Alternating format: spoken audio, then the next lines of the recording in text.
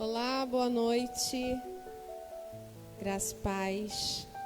Mais uma vez aqui na casa do Senhor.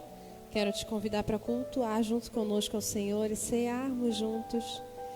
Abra sua Bíblia no Salmo número 57, que nós vamos fazer essa leitura juntos. Como foi essa semana? Muito quente, muito calor, e hoje um dia fresco, uma chuvinha tão agradável. O Senhor é bom, nos dá tudo na medida certa, né? Graças a Deus. Salmo 57. Vamos ler? Misericórdia, ó Deus, misericórdia, pois em Ti a minha alma se refugia. Eu me refugiarei à sombra das Tuas asas, até que passe o perigo. Clamo ao Deus Altíssimo, a Deus que para comigo cumpre o seu propósito. Dos céus Ele me envia a salvação, põe em fuga os que me perseguem de perto. Deus envia o seu amor e a sua fidelidade. Verso 4.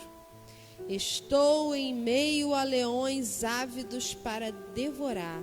Seus dentes são lanças e flechas, suas línguas são espadas afiadas.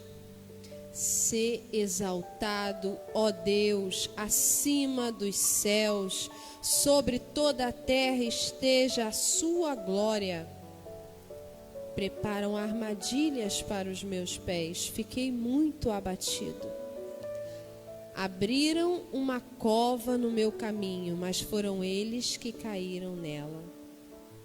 Meu coração está firme, ó Deus, meu coração está firme. Cantarei ao som de instrumentos. Acorde minha alma, acordem, harpa e lira, vou despertar a alvorada. Eu te louvarei, ó Senhor, entre as nações. Cantarei teus louvores entre os povos. Verso 10. Pois o teu amor é tão grande que alcança os céus. A tua fidelidade vai até as nuvens. Verso 11. Sê exaltado, ó Deus, acima dos céus. Sobre toda a terra esteja a tua glória. Davi fugiu de Saul para uma caverna, porque Saul procurava matar Davi. E esse salmo vem dessa situação. Em quantas situações nos encontramos fugindo do mal, do ataque do mal, nos escondemos, mas dali nós levantamos a nossa voz em oração, nos voltamos para o Senhor, e o Senhor abre os nossos olhos e faz-nos meditar e entender que o nosso coração está firme em Deus. No verso 7 ele fala: meu coração está firme, ó Deus, meu coração está firme. Cantarei. Vamos cantar hoje, independente da circunstância, independente da situação, independente da hora, independente do momento. Vamos cantar ao Senhor, porque digno é o Senhor, porque poderoso é para fazer muito além de tudo que pedimos e pensamos. Antes de cantar, vamos orar ao Senhor. Feche os seus olhos comigo, você que está em casa. Vamos falar com o Senhor. Bendito Senhor, querido Senhor, mais uma vez em Tua presença, mais uma vez na Tua casa, Senhor, rendemos graça. E nessa hora, nossa mente, nosso coração, todo o nosso corpo, com todo o nosso entendimento, nos voltamos para o Rei da Glória, nos voltamos para o Senhor dos Senhores e rendemos o nosso coração a Ti. Tu és o Deus que tudo pode, Tu és o Deus que tudo vê, que tudo sabe, que governa. Tu és o nosso Deus. Clamamos por Tua graça e misericórdia. Perdoa nossos pecados, Senhor. perdoa nossos pecados. Lava a minha alma no teu sangue puro e precioso. Purifica-me, Senhor, e serei puro. Lava-me, Senhor, e serei limpo. Desce sobre nós o teu perdão e poderemos desfrutar da alegria da salvação. Enche o meu coração, o coração dos meus irmãos que estão em casa, o nosso coração que estamos aqui, cheios de alegria, a alegria da salvação, a alegria do perdão recebido, a alegria da adoção, a alegria de fazermos parte do corpo de Cristo sobre toda a terra. Aquela noiva amada do Senhor que será um dia, e esse dia virá, em que o nosso noivo nos chamará. Lindo Senhor, querido Senhor, digno és de glória. Vamos cantar ao Senhor?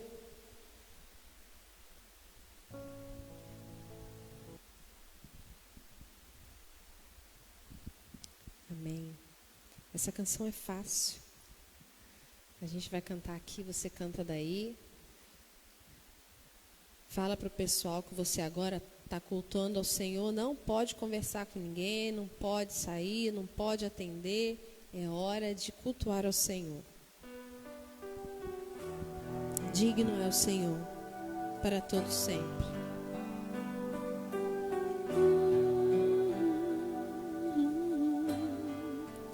Graças eu te dou, Pai, pelo preço que pagou, sacrifício de amor que me comprou, ungido do Senhor, pelos cravos em tuas mãos, graças eu te dou, ó meu Senhor, lavou minha mente e coração, me deu perdão, restaurou minha comunhão. Digno é o Senhor, sobre um trono está, soberano Criador, vou sempre te adorar. Levante suas mãos, elevo minhas mãos a Ele, ao Cristo que venceu, Cordeiro de Deus morreu por mim, mas ressuscitou, sim, digno é o Senhor, pelos cravos em tuas mãos, graças eu te dou, ó meu Senhor, lavou minha mente e coração, me deu perdão, restaurou minha comunhão. Digno é o Senhor, sobre um trono está, soberano, Ele é o Criador, vou sempre te adorar,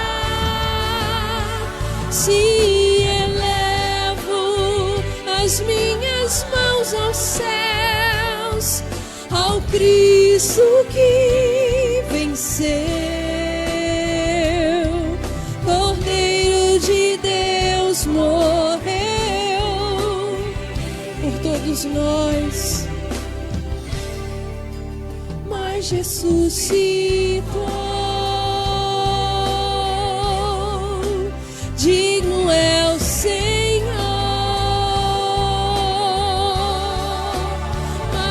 elevo minhas mãos, sim, ao Cristo, Cristo,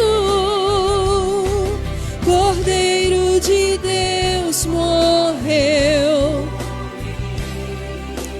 por nós, Jesus, mas ressuscitou. Digno é o Senhor, mas ressuscitou. Digno é o Senhor, mas ressuscitou.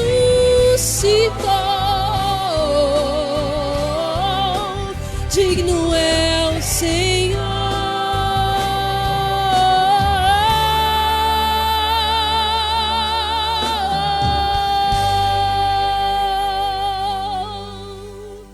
Aleluia. Feche seus olhos comigo. Entregue sua vida nas mãos do Senhor. Entregue o seu coração, sua mente nas mãos do Senhor. E nesse momento agora clamamos, fala conosco, Senhor. Fala comigo, Senhor. Revela a tua palavra a mim, Senhor. Revela a tua vontade, teu querer a mim. Em nome de Jesus, viemos aqui escutar e desfrutar dessa palavra. Amém.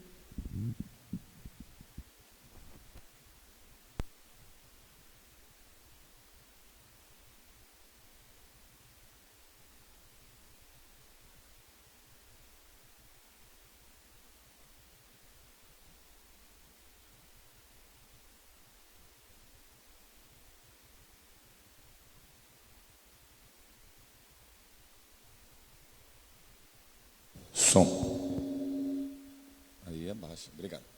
Graças e paz, Marcos, Pink, Elaine, pessoal que está em casa, minha sogra, minha mãe e Marina, que estão as três senhoritas e senhoras em casa acompanhando, pessoal que está acompanhando-nos pelo Facebook, quem estiver agora, né, em casa assistindo pelo YouTube, que é gravado, que o Senhor abençoe-nos poderosamente na noite de hoje. Hoje é dia de Santa Ceia, dia de Ceia do Senhor, uma noite especial em que nós trazemos à memória aquilo que Cristo fez por nós, e também é uma noite especial porque iniciamos mais um mês, o mês de outubro, o mês em que nós celebramos a Reforma Protestante, 503 anos, quando Lutero afixou as 95 teses acerca da justificação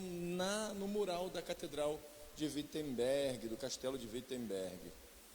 Então, é um dia muito especial hoje, um mês muito especial hoje. No final de semana a gente teve a oportunidade de descansar um pouquinho na casa de um amigo nosso, que fica em Sana, e olha, vou te contar, foi um recarregar de baterias, só mato. Tinha hora que a gente via algumas coisas, além de mato com uma luz queimando. E a gente sabe que aquele lugar ali é um ambiente em que a pessoa gosta de queimar matos, né? Para aquele que entende, aquele que tem ouvidos entenda. Elaine não entendeu. Bom, vamos lá. 1517, o então monge agostiniano e professor de teologia, Martinho Lutero, afixava as 95 teses sobre a justificação no mural da Catedral de Wittenberg, Alemanha, então Império Sacro Germânico. Ali oficialmente iniciava um movimento de iluminação espiritual da igreja, chamada Reforma, Post Tenebras Lux. Depois, ou após as trevas, luz. Com a Reforma, o nome dado a este movimento, a Bíblia, o Novo Testamento, começou a ser traduzido para o alemão, por Lutero. Posteriormente, isso foi sendo traduzido e é traduzido até hoje para todos os povos. Diga-se, né, de passagem, o nosso brasileiro pastor Ronaldo Lidório, que fez a tradução para o povo Cocombola, se eu não me engano, um povo de uma língua que não havia Bíblia para eles. De lá para cá, foi se espalhando traduções que têm alcançado o mundo inteiro. Sair das trevas da ignorância espiritual para a luz do conhecimento de Cristo Jesus como nosso Senhor e Salvador causou e causa até hoje inúmeras reações, positivas e negativas. E é o que a gente vai olhar aqui com o nosso tema: Ele só pode ser Deus. Queria que vocês abrissem a palavra em João, capítulo de número 9. João, capítulo de número 9, verso de número 1. João, capítulo 9, verso de número 1.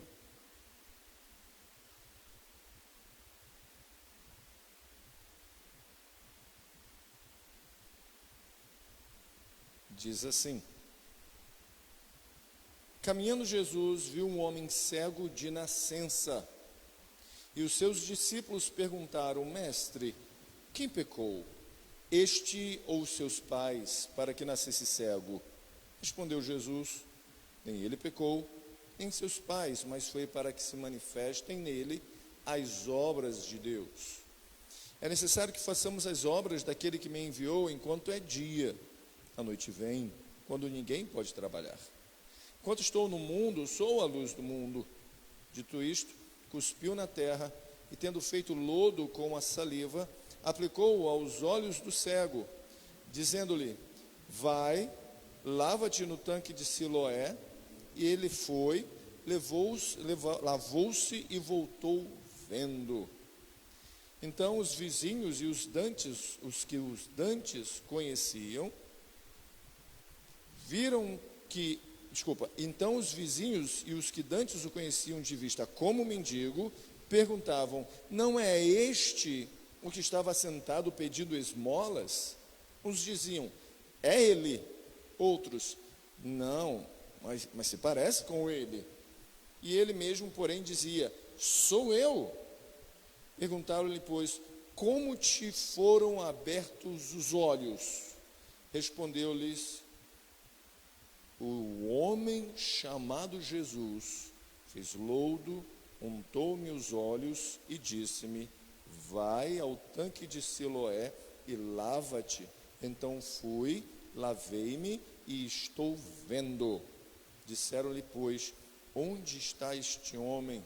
Respondeu: não sei. Oremos. Senhor, esta é a palavra do Senhor. Mais uma vez nós suplicamos.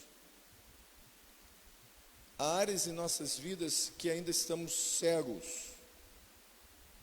e precisamos ver. Revela a profundeza do nosso coração, trevas que precisamos da graça do Senhor para passar a ver aquilo que não vemos e sermos curados. Que essa noite a palavra do Senhor gere em nós vida, transformação, e que a gente possa sair daqui, meu Pai, como instrumentos do Senhor, para a glória do Senhor. Que se manifeste a obra do Senhor em nossa vida. Em nome de Jesus nós oramos. Amém. Amém? Gente, que coisa interessante essa história ou esse fato acontecido com Jesus. Isso acontece depois que Jesus está no templo, dialogando com as autoridades do templo, e ele falando sobre ele ser quem ele é, a luz do mundo, aquele que veio para fazer a diferença, os filhos da linhagem do Senhor e tal, e tal, e tal. Há um momento no final do seu discurso em que ele vai dizer: ele respondeu: em verdade, verdade vos digo, antes de Abraão existir, eu sou. E isso foi a gota d'água para que os que ali se encontravam, os líderes espirituais, pegassem pedras para atirar nele, e ele se oculta e sai do templo. Ele está saindo do templo, ele está andando, e encontra um cego, diferentemente dos outros cegos que a Bíblia fala. este é de nascença.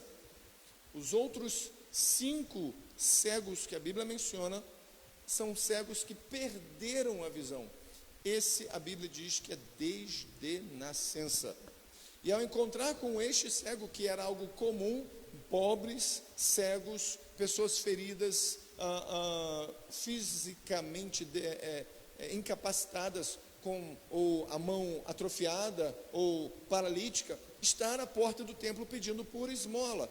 Vale lembrar que quando Pedro e João estão indo ao templo orar, ele vê alguém dizendo assim: dá-me esmola, e eles dizem: nós não temos prata e nem ouro, mas o que nós temos, tu recebes.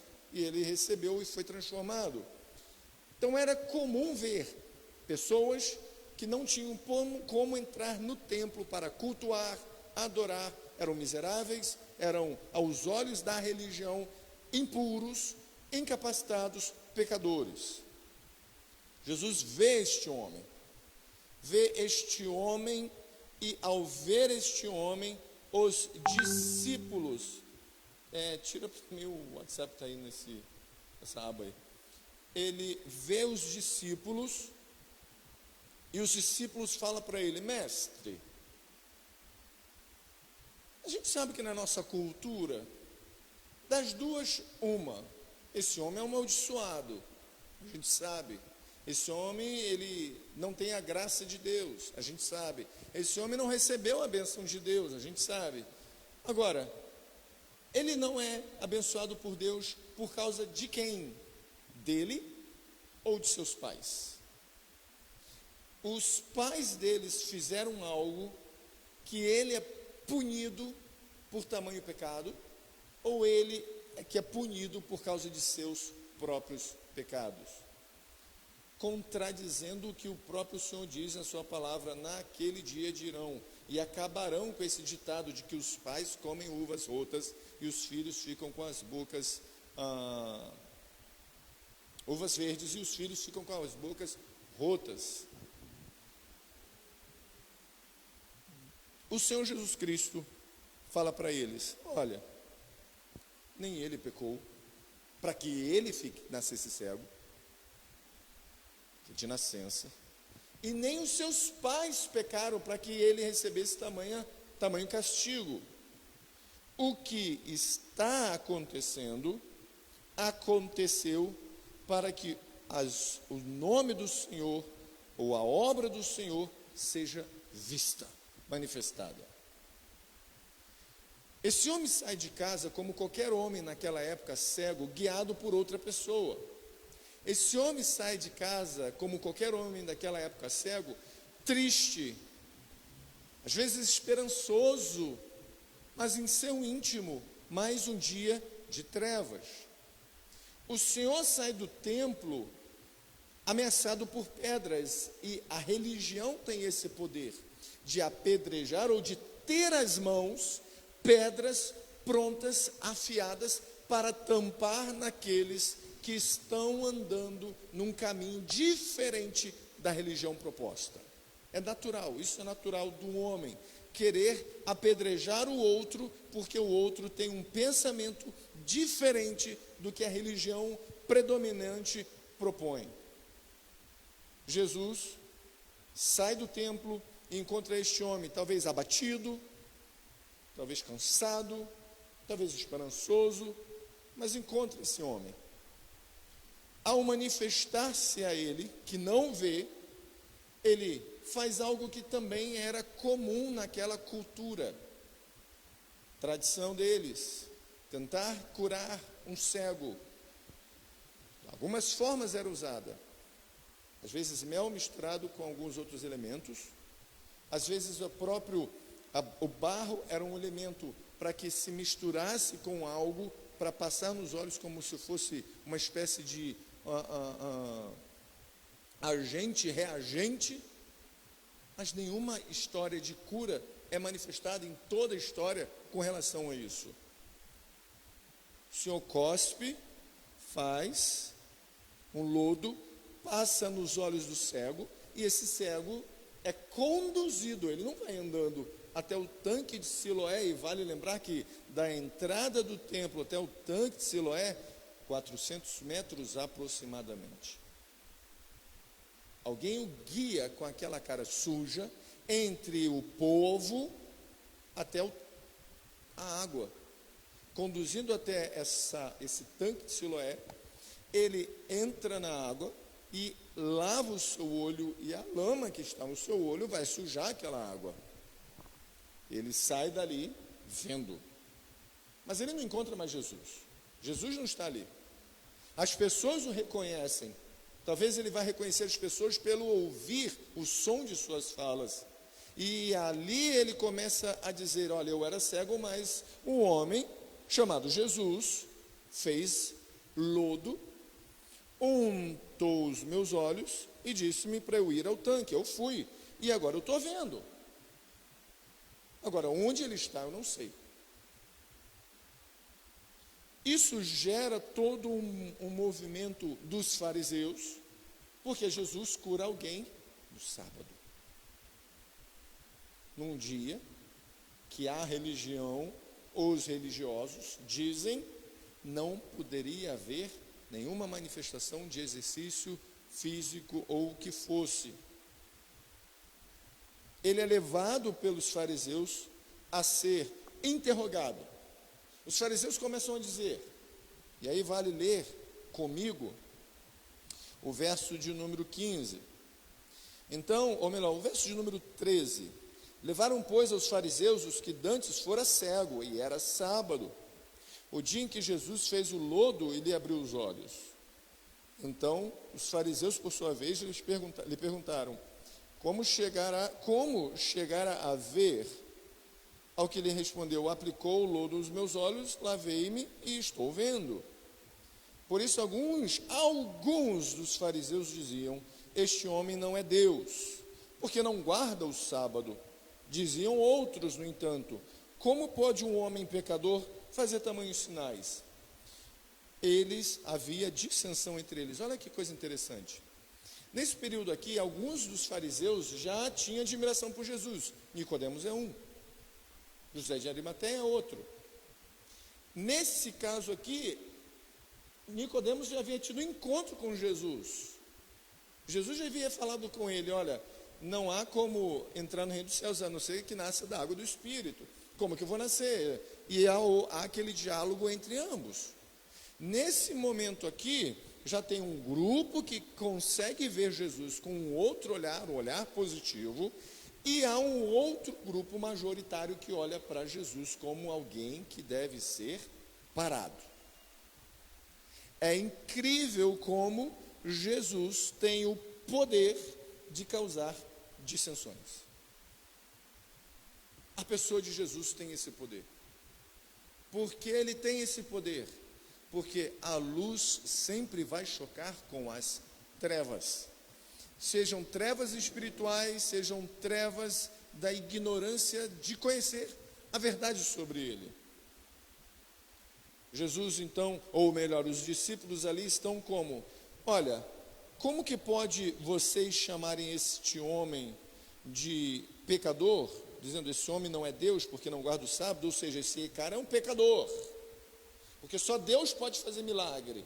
Então esse sujeito não fez um milagre por intermédio de Deus no sábado, ele fez um milagre por intermédio de Beelzebu, por intermédio das obras das trevas, porque se fosse de Deus, ele não operaria milagre no sábado, mas ele operou no sábado, então ele é pecador, ele está mancomunado com as trevas.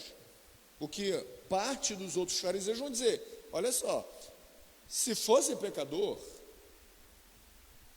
não tinham esses sinais, porque nenhum outro pecador foi capaz de restaurar a visão a um cego e de nascença.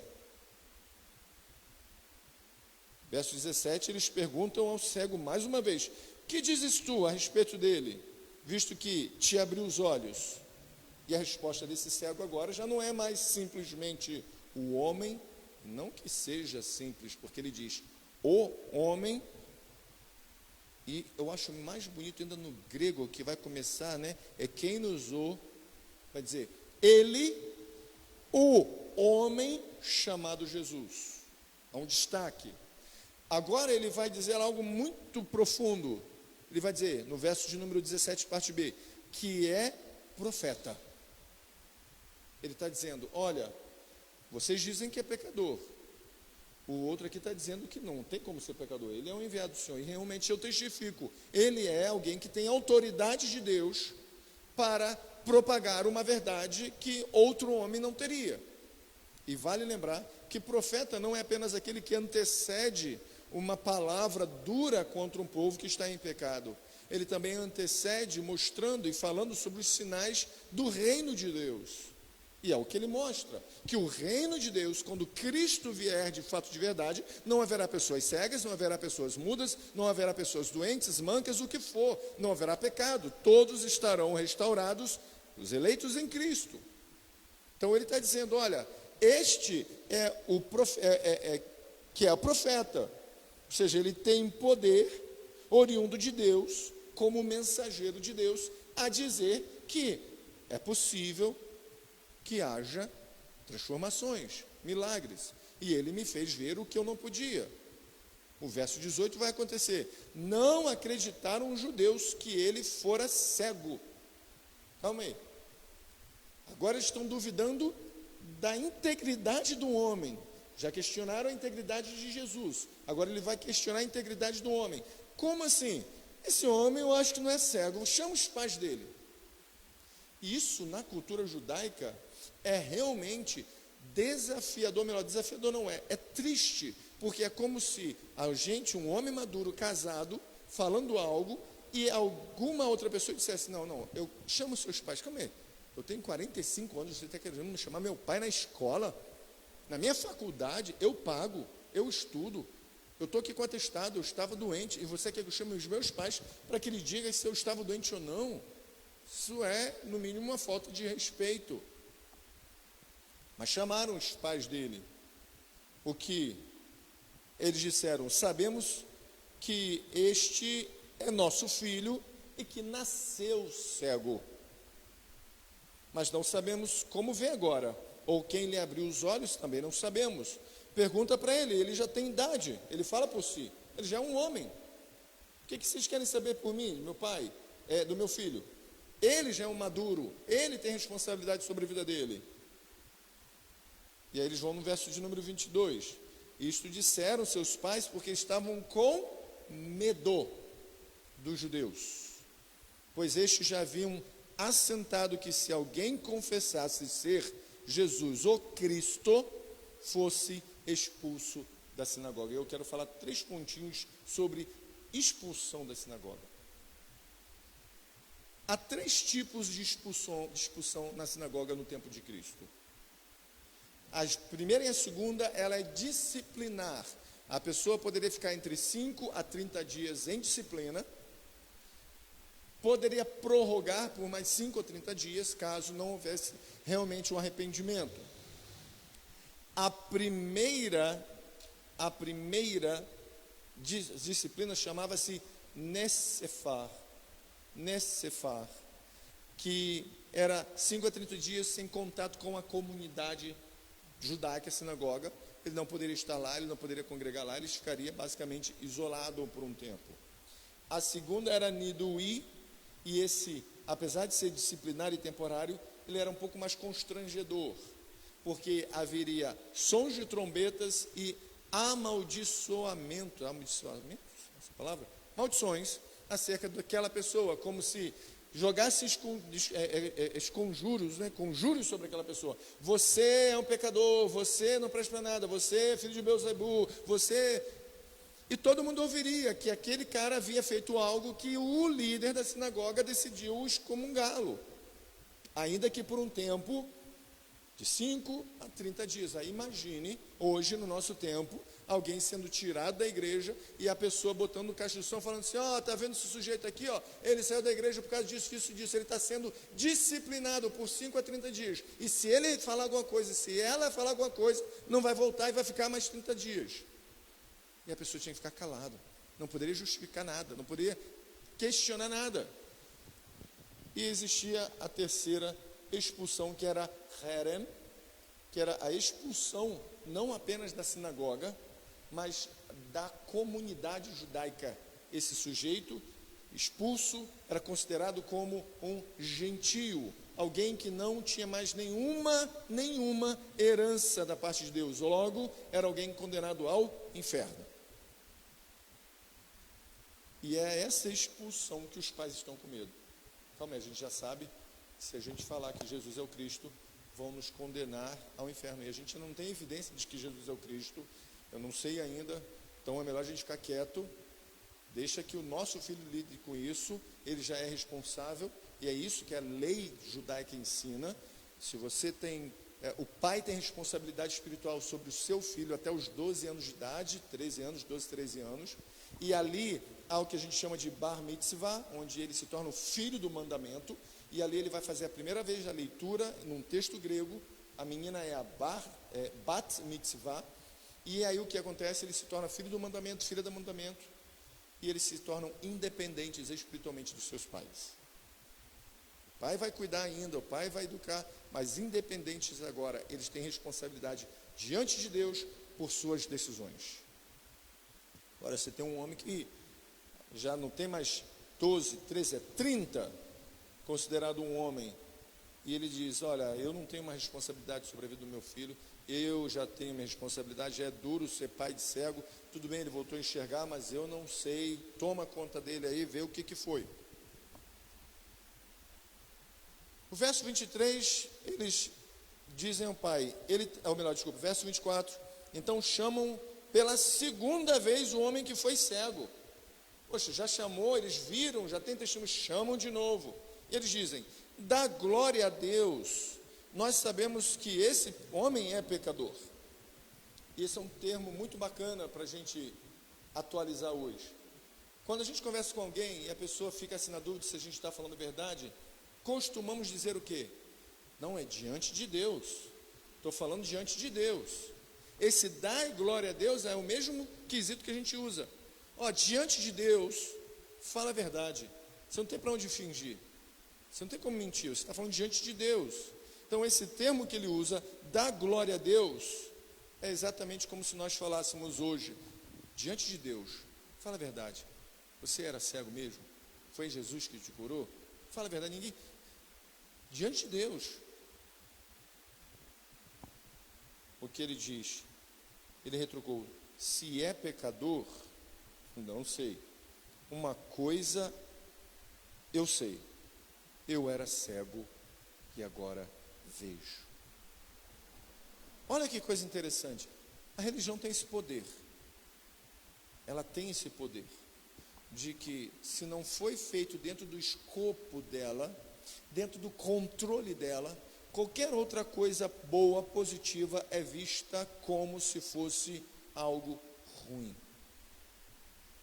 Ele era cego. E os fariseus, ao invés de celebrarem a visão deste jovem, deste homem, eles estão questionando quem o curou. Ao invés de olhar e dizer, olha, há um milagre aqui, é evidente. E você acredita que foi da parte de Deus? Acredito, tá bom, tá suficiente para nós. Foi da parte de Deus. Mas não, eles questionam, eles perguntam pela segunda vez, e ele, basicamente, esse ex-cego vai dizer, cara, olha para aqui, eu não via, eu vejo agora. Perguntaram-lhe então, quem te fez ele? Como te abriu os olhos? Ele já tinha dito, o sujeito cuspiu no negócio, fez lodo, botou no meu olho e me mandou lavar. Ele respondeu, já vou-lo disse. Imagina, fosse o dia de hoje, pelo amor do Senhor, já falei, caramba. E não atendestes. Por que quereis ouvir outra vez? Aí ele foi na ferida desses fariseus, que estavam questionando. Porventura quereis vós também tornar-se seus discípulos? Cara, olha o que ele está fazendo. Ele está basicamente tocando na ferida maior da religião. Olha a resposta desses. Então, o injuriaram e lhe disseram: discípulo dele és tu, mas nós somos discípulos de Moisés. Nós seguimos a religião. Nós não seguimos o evangelho. Você é discípulo dele. Por que você é discípulo dele? Porque você voltou a ver, está vendo algo que você não via. Você está defendendo ele, você está dizendo primeiro que ele é o homem, e agora você está dizendo também que ele é o profeta. O que mais você vai dizer? Só falta você dizer que ele também é Deus. Os religiosos sempre vão ficar questionando, vão sempre questionar as obras do evangelho. Verso de número 30, ele diz: respondeu-lhes um homem: nisto é de estranhar que vós não sabais de onde ele é. Estão perguntando e vocês não sabem. Gente, isso me faz ver João Batista. João Batista, no capítulo de número 4, no capítulo de número 1, verso de número 26, ele diz assim, verso de número, ainda vou um pouquinho antes, verso de número 22, disseram-lhe, pois, declara-nos quem és, isso os fariseus perguntando, para que demos resposta àqueles que nos enviaram, que dizes a respeito de ti mesmo? E João Batista responde: eu sou a voz do que clama no deserto, endireitai o caminho do Senhor. Ele vai dizer: cara, eu não sou ninguém, eu não sou o Cristo, eu não sou o profeta, eu sou apenas a voz que clama no deserto, endireitai o caminho do Senhor, como diz o profeta Isaías. Ora, os que haviam sido enviados eram dentre eles os fariseus, era de entre os fariseus, e perguntaram-lhe: então por que batizas se não és o Cristo, nem Elias e nem o profeta? E ele respondeu: eu batizo com água, mas no meio de vós, no meio de vocês, fariseus, existe ou está quem vós não conheceis. Não tem que brigar. Olha que coisa interessante. Por que Jesus sempre batia com os fariseus? Era uma briga doméstica. Era uma briga doméstica.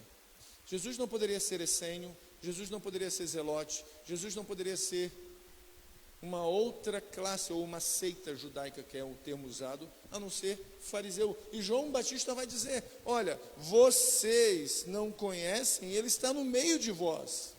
E aí esse cego, ou melhor, esse ex-cego, vai dizer: é de estranhar que vocês não saibam de onde ele é. Ou seja, ele era de vocês, como é que vocês não sabem? Vocês não são os conhecedores da lei, vocês não são os conhecedores da religião, vocês não são os que detêm o conhecimento da verdade, mas não sabem quem é ele.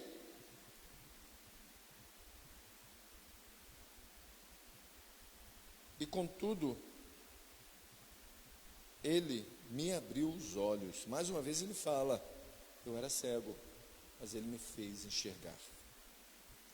Responde-lhe o homem: nisto é de estranhar que vós não sabais de onde ele é, e contudo me abriu os olhos. Sabemos que Deus, olha o que este cara está fazendo, ele era apenas um cego que ficava às portas do templo, mas olha, ele era cego, mas não era surdo.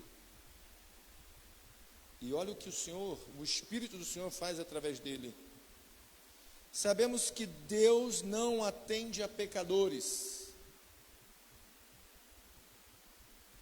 mas pelo contrário, se alguém teme a Deus e pratica a sua vontade, a este atende.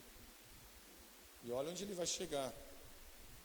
Desde que há mundo, jamais se ouviu que alguém tenha aberto os olhos a um cego de nascença. Se este homem não fosse Deus, não poderia ter feito. Esse cara está tomado pelo Espírito do Senhor. Porque ele começa dizendo, como muitos começam: Jesus é homem. Depois ele é profeta. Agora ele está dizendo: Não, ele é Deus. Por quê? Deus não atende pecadores.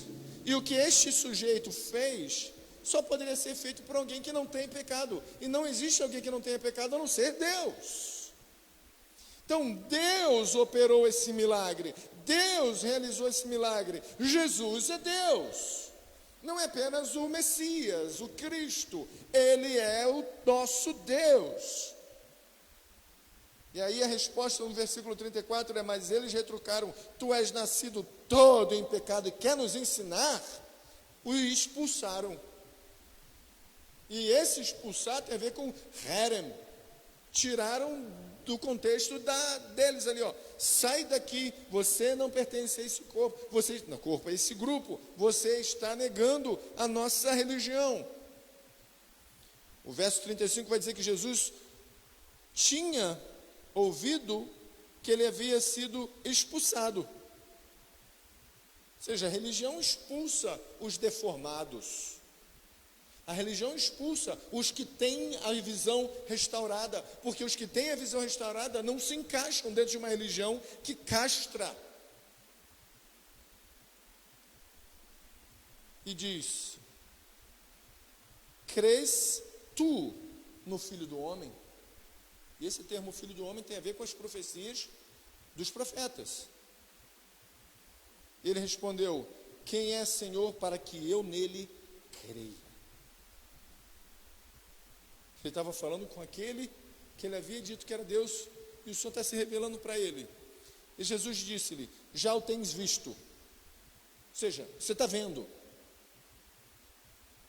E é o que fala contigo.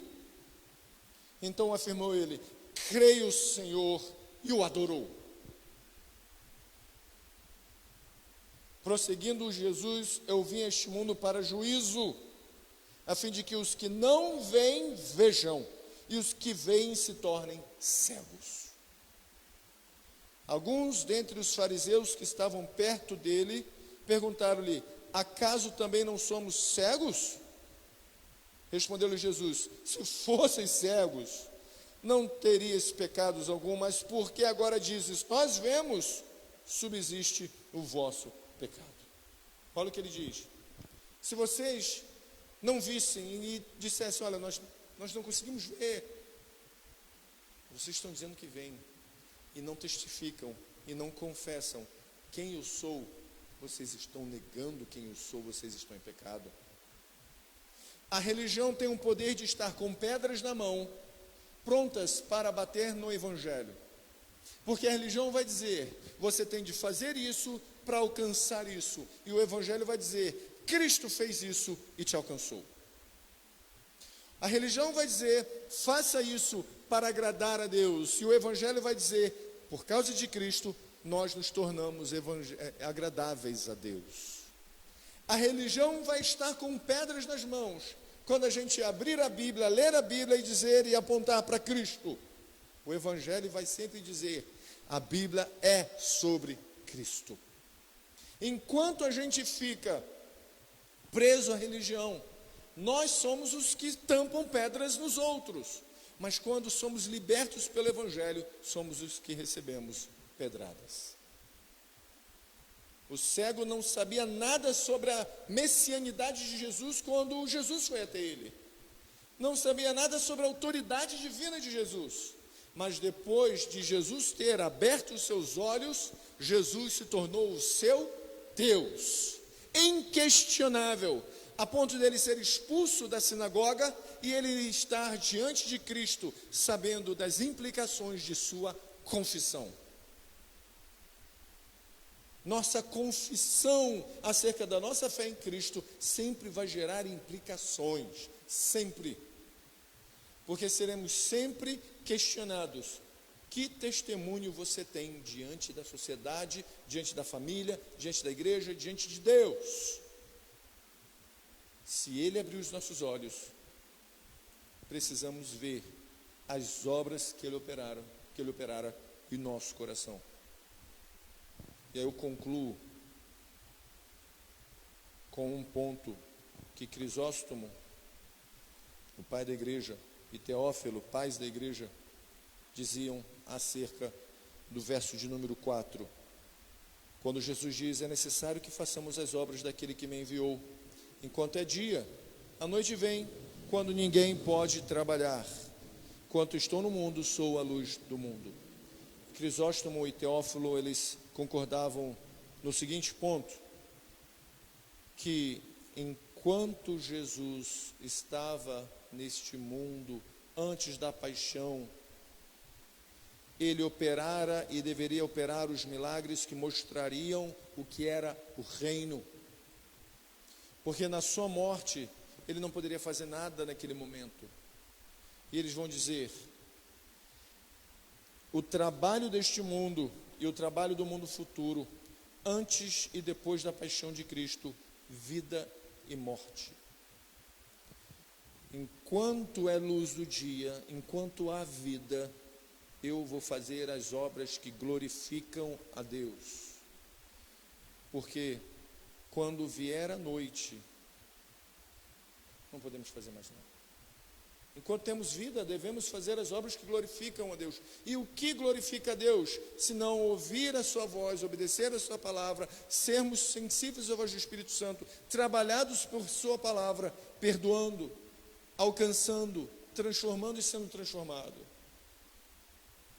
Que fala linda desse ex-cego. A gente tem tanta coisa no Evangelho, né? Ex-prostituta, ex-traficante. Este é um ex-cego. A fala dele, quando ele diz, no verso de número 33, se este homem não fosse Deus, é a mesma coisa que dizer, ele só pode ser Deus. Vamos orar. Senhor, eu quero que o Senhor quero engrandecer o teu nome, que o Senhor seja cada vez mais glorificado. Obrigado pela tua palavra. Obrigado. Obrigado porque o Senhor abriu os nossos olhos espirituais, porque éramos cegos. Nós não víamos o Senhor, e se víamos era como um simples homem. E algum tempo o Senhor abrindo os nossos olhos, passamos a ver que o Senhor era mais do que um simples homem. O Senhor era homem e Deus. E continua sendo homem e Deus, verdadeiramente. Somente a graça do Senhor poderia fazer isso na vida desse cego. Somente a graça do Senhor poderia alcançar alguém que aos olhos da religião não tinha nenhum valor. Somente a graça do Senhor nos alcança, pecadores, que não temos, meu Pai, o que oferecer, somos guiados por outros. Somente o Senhor poderia nos dar a visão para deixarmos de ser guiados por outros cegos, para sermos guiados pelo Senhor. Perdoa os nossos pecados. Leva-nos uma reflexão, Senhor, da nossa vida diante do Senhor. Esse homem, Pai, tinha tudo para dizer que fora curado por Deus até através da graça do próprio Deus, para não perder o status da religião, para não perder o amparo e a presença de seus pais, mas ele optou pela verdade, e a verdade tem consequências. Nós seremos, sim, questionados, expulsos, se nós continuarmos servindo o Evangelho. Porque o Evangelho nos torna pessoas sensíveis, perdoadoras, arrependidas de nossos pecados, quebrantados, e o nosso orgulho é esmagado porque vemos, somos cegos, e é a graça do Senhor que nos faz ver. Senhor, nessa noite de ceia, abre os nossos olhos mais uma vez. Abre os olhos dos meus irmãos e irmãs que estão em casa, nossos olhos que estamos aqui, para ver o Senhor operando as obras enquanto é dia. porque haverá um momento que nós não estaremos mais vivos, e aí, Senhor, estaremos na glória, onde não precisaremos mais sequer, meu Pai, trabalhar ou ter fé, estaremos vivendo a realidade. Mas enquanto a vida, queremos, Senhor, ser instrumentos do Senhor para a glória do Senhor. Opera em nós as suas obras e através de nós as suas obras. Aqui estamos nós, pouquíssimos, Senhor.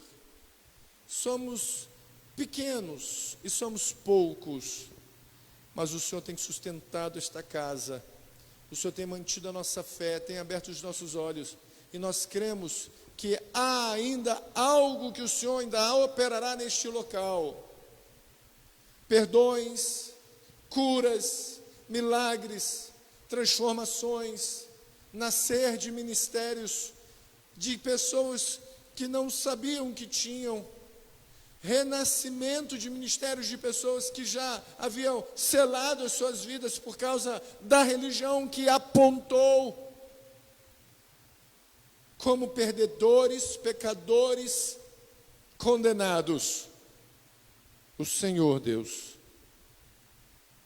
é aquele que enviou Jesus a nos abrir os olhos de maneira sobrenatural. Esta é a ceia do Senhor, e nós participaremos dela com alegria, reverência e temor. Hoje nós temos pessoas em casa, minha sogra, minha mãe e minha filha são... Por favor, não, fecha não, minha sogra está lá. Vai valer para mim, pode dar. Dá, eu vou orar depois. Nós vamos participar agora da ceia.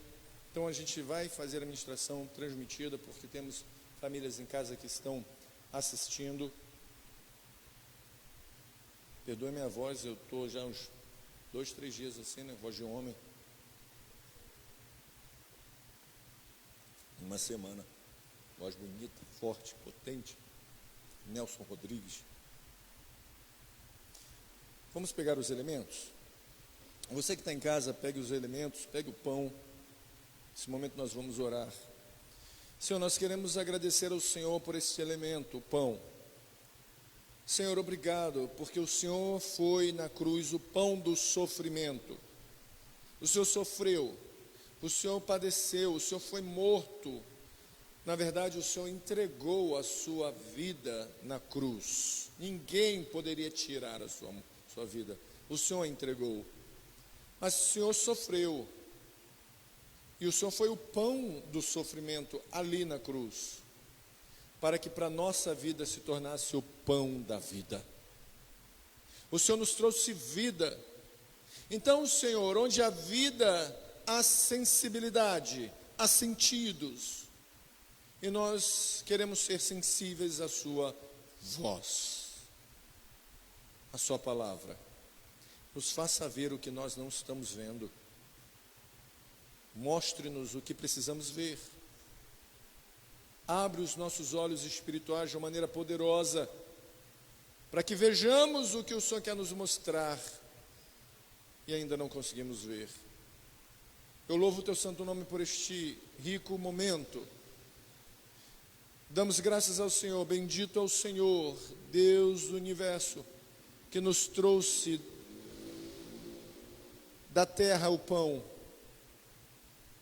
Louvado seja o teu nome, em o nome de Jesus. Amém. Pegue o pão, agradeça ao Senhor com as suas próprias palavras. Você tem motivos, 1000 motivos para agradecer ao Senhor.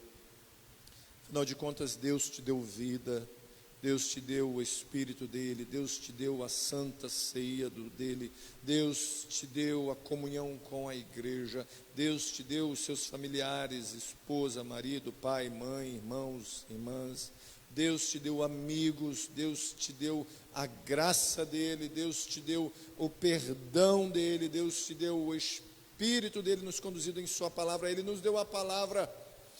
E que graças damos a Deus pela vida de Martinho Lutero, porque o Senhor nos deu as traduções para que tivéssemos a palavra que abre os nossos entendimentos e não somos mais manipulados pela religião, somos sim despertos pelo Evangelho. Obrigado, Senhor. Comamos todos.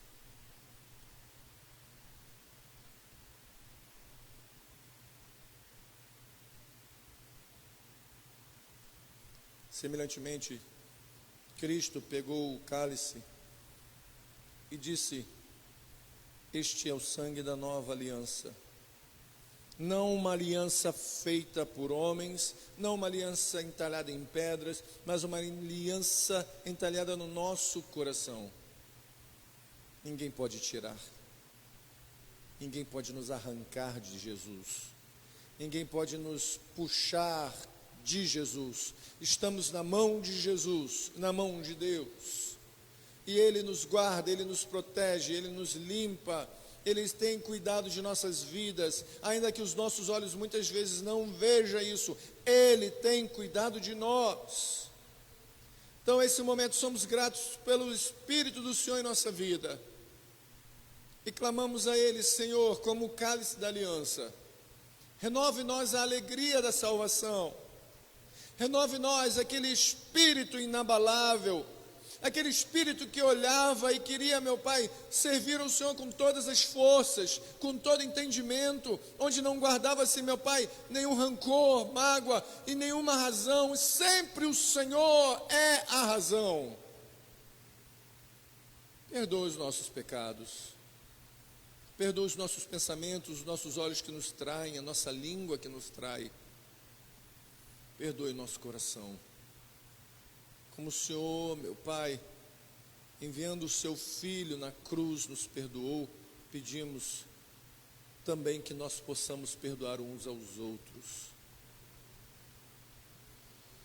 Bendito é o Senhor, Deus do universo, que nos trouxe o suco divino da vinha, uva. Obrigado, Senhor. Em nome de Jesus nós tomamos. Amém.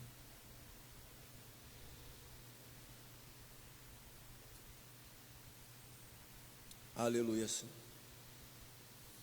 Aleluia, porque em todo o mundo, aqueles que confessam que o Evangelho abriu os olhos espirituais para que eles vissem Cristo não apenas como o homem, mas como o homem, profeta, o Filho de Deus, o próprio Deus.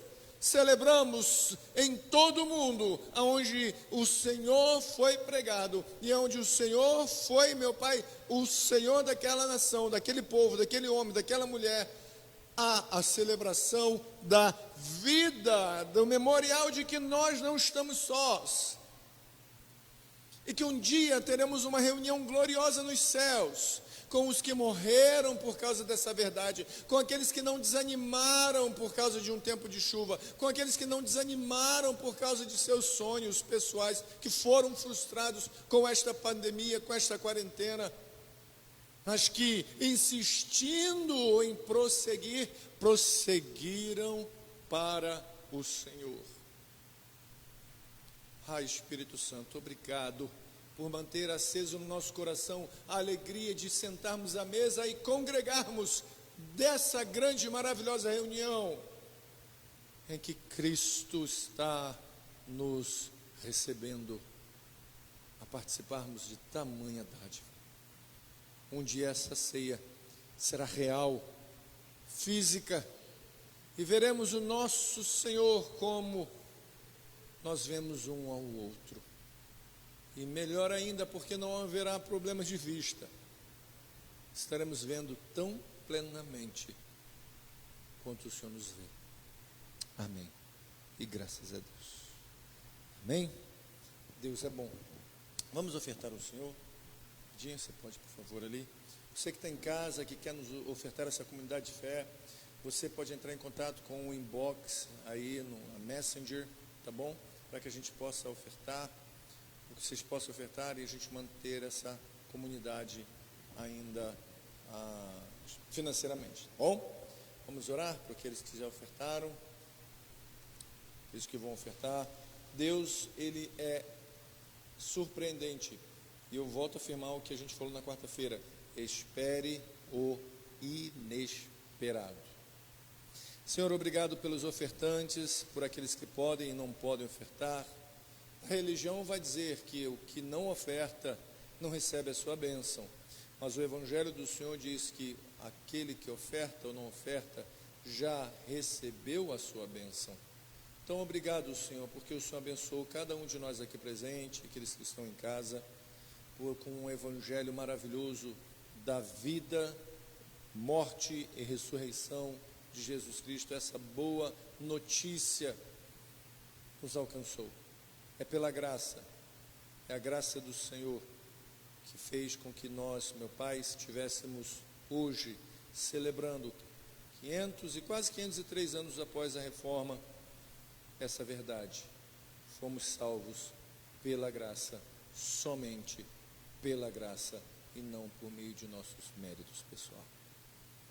Senhor, obrigado.